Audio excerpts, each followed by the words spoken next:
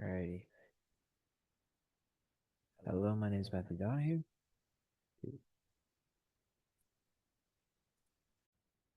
Alrighty. Hello, my name is Matthew Donahue. This is Fluid Mechanics Project 2 for Osbase Summer Course. My partner is Noel Z. Chavez.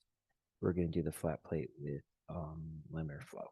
So first, we're going to open up and create our geometry and design modeler. But just make sure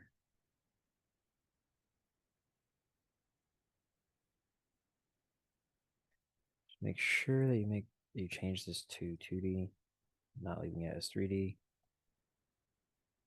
And then you're going to go ahead and we're going to create our domain.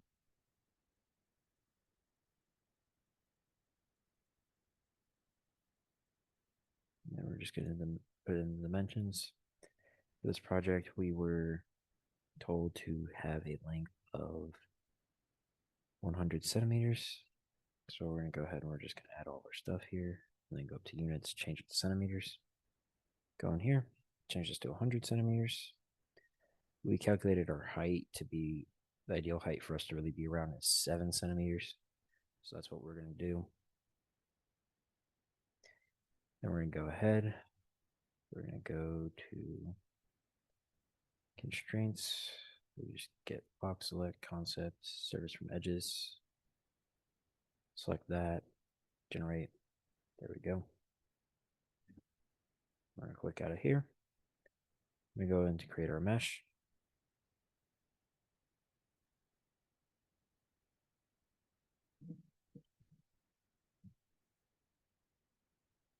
So it'll take a little bit of time. There we go.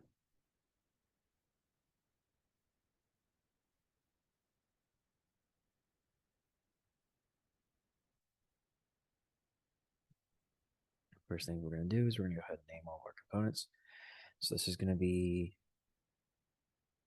you can name it whatever you prefer. I prefer to call it faraway flow.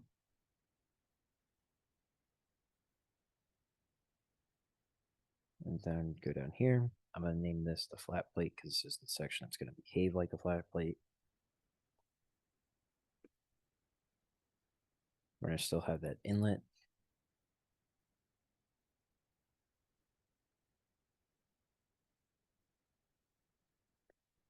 Then we're going to go ahead and make our outlet. And then you can name the face here if you would like. I'm going to just continue to go to the meshing. First things first, we're going to insert face meshing. Apply the geometry. It's going to just be a basic face meshing. Then we're going to press generate. So we should have a basic meshing here, as you can see. Next, we're going to go ahead and insert a sizing. It's going to be from our top part.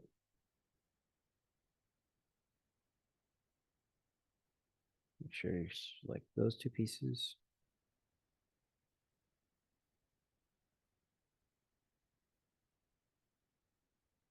Yep.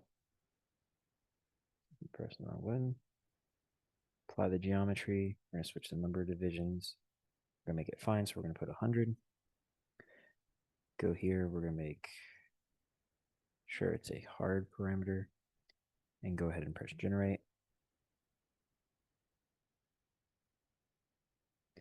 So now when we go here, we should see we're starting to get a little bit more of a fine meshing.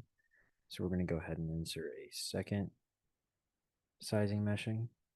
But this time, we're going to go from here, from inlet to outlet. We're going to apply our geometry, number of divisions. We're going to go with 90 divisions this time. And we're also going to add a bias factor in. We're going to use a bias factor of 70. And as you can see, when we zoom in here, you can kind of see like as we get to go upwards, it is slowly getting smaller between the distance between the divisions. So we're going to reverse that. So it goes from the bottom to the top with the increasing size between the divisions because we want that finer mesh towards the bottom because that's where we want to really observe the most. So then we can go ahead and we can press. We're not going to want curvature. We want to make sure it's a hard parameter as well. So once that's all been put in, go ahead, press generate. Then when you come out here, you should see you have a very fine mesh right here. So if you zoom in, you can kind of even see like zooming in like this. We still have a very fine mesh, which is what we really want. We can go ahead and click out of our meshing. We can update.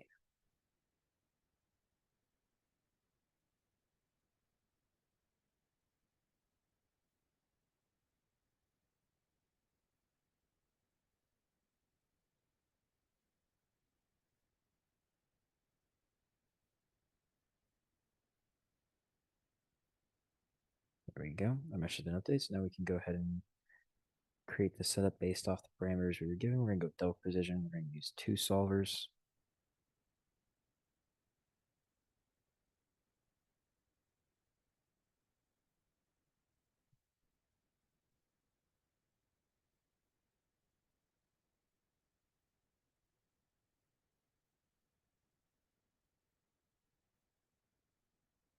We're going to let it load in real quick.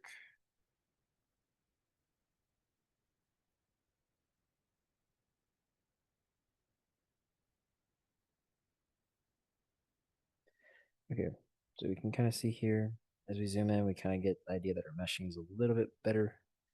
So first things first is we're going to go to our models, make sure we're in viscous flow. Then we're going to go ahead and change that to laminar. Materials, we're going to go to our fluid, go to air. Our density is just going to be 1.2. And we're going to round this up to 1.8 e to the negative 5. There we go. To do that, we're going to go to our boundary conditions. Our inlet is going to still be an inlet velocity. But we're going to go ahead and add that to become 2 meters per second as we were told.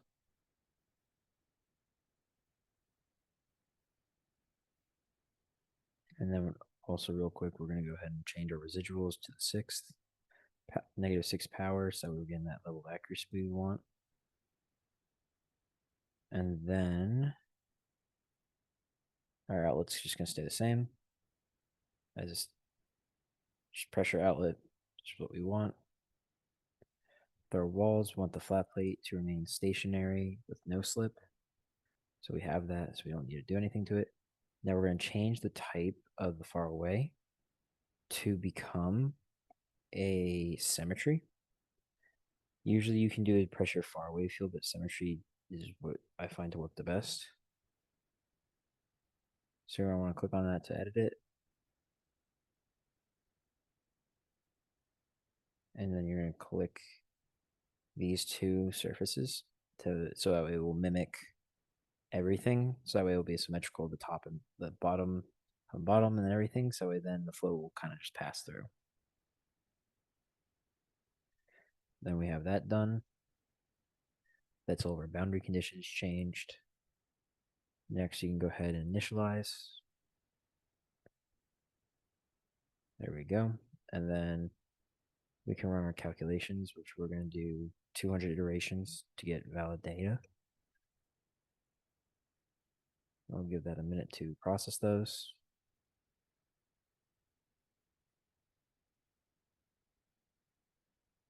And there we go. Then when we're here, we're going to go ahead and there's a few things we can do. We can go here down to plots, do an XY plot. This is where you can go ahead and change it to wall fluxes. You can get your wall shear plot and you can choose which surfaces you want to do. So you can do the outlet, inlet, interior surface body, which is like the face. You can do the inlet. The flat plate is the one we're going to use. So we're going to go ahead. We're going to do a direction vector of everything. If you want to export this kind of data, you would write to file so you can export it. And then this is going to go ahead and give us our wall shear graph. As you can see, at the very beginning, we start up here experiencing the highest shear we're going to feel. And as we go further along, it slowly decreases as our boundary layer just kind of starts to shrink as we get further along. Next, we're going to go ahead and we can switch this to skin friction coefficient. Save and plot. We're going to get a very similar shape because as we go through, it's going to change. the values will be slightly different. It's going to be slightly different than your theoretical due to the fact that you're calculating it from the very beginning all the way up to the points that you're going to be measuring later. So those are how we're going to graph those and plot those. Now, what we're going to go ahead and do is go down to reports. Or is it?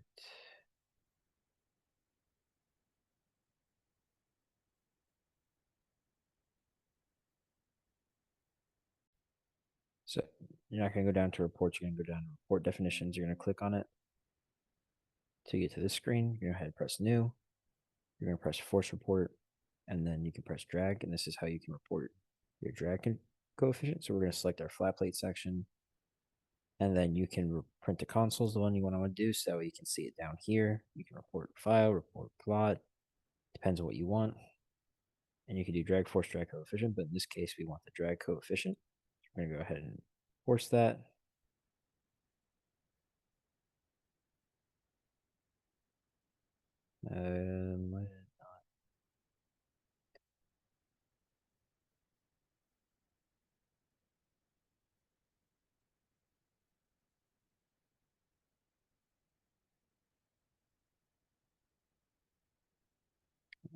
Try that again. Should.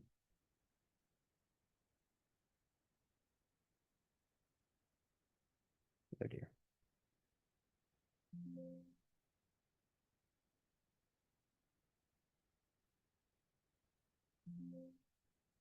Go here, press compute. There you go. And then this will give you your drag coefficient for the flat plate. It'll give you this, so then you can compare it with your theoretical. So after we've done all of this, now we've gotten all of our data. We can click out of here, just tab out of there for now. And we're going to go to our results page to then go do our contours and our velocity profile.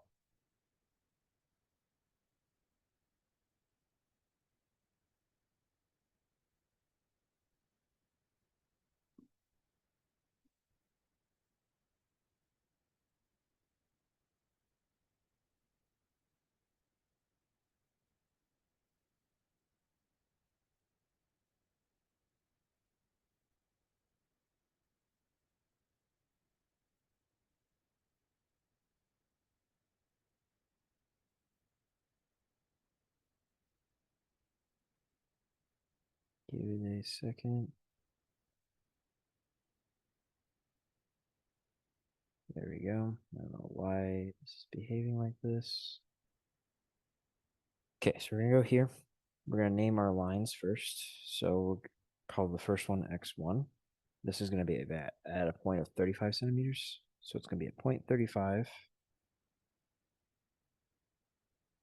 0.35, and at our height of 0.07 with 100 samples. And my bad, typing that in wrong. There we go. There's our first line. And our second line, which we'll call X2, which is going to be at that 75 centimeters.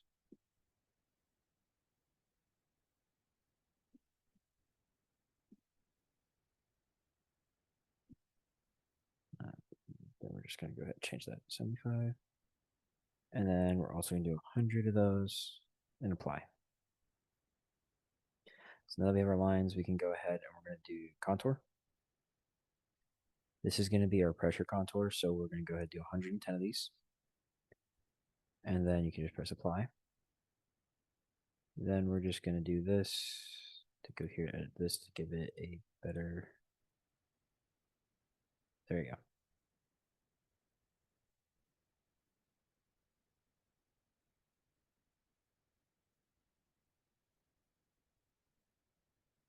Oh, wait, that's my bad. Switch it to symmetry 1 and then apply that. And you can, as you can see, pressure is very high right here, but then since this is a streamlined body, your pressure decreases as you go ahead. So there's our pressure contour.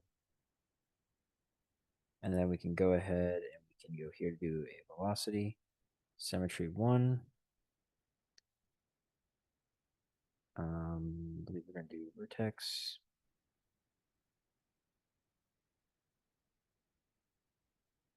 And then this one is going to be our velocity. So we're going to apply that. As you can kind of see, our velocity profile comes in the picture here. And then we're also going to add in our velocity contour. This one's going to go to velocity U, symmetry 1, 110. We're going to press apply. And then we can go ahead and just disable that first contour so you can kind of see how it changes. And then we can zoom in here. You can kind of see the changing in the different layers here and kind of get a better idea of how the boundary layer is behaving. We're going to go back over to our vector here, color,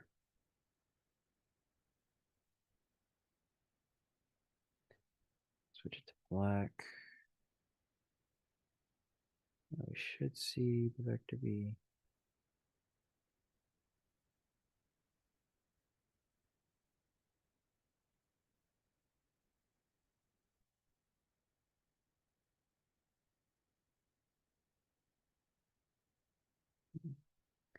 right. This is where you put in vectors here. So you would do it. So just to show you what the vector profile would look like. Do that so you can kind of see as we kind of flow in, kind of goes down and decreases. So there's our contours for the two. Next, we're going to go ahead and we're going to go and add the chart.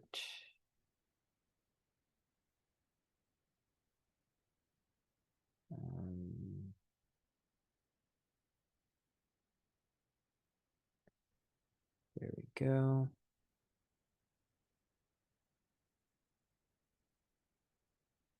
So this is going to be our velocity profile.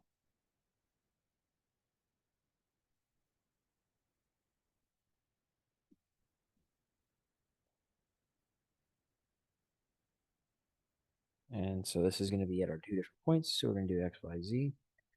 First one's going to be X1, which will be at that 35 milliliters or centimeters, I mean. Then we're going to add our second one, go X2, which will be at our 75 centimeters.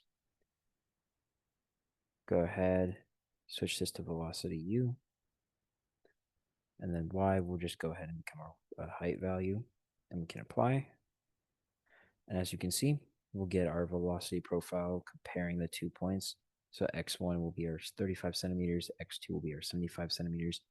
As you can see, the difference in the length show that we do get a different size in that, or different magnitude in our velocity profile. As the 75 centimeters, we see an increase in its overall height in terms of values. And then also it does go a little bit faster.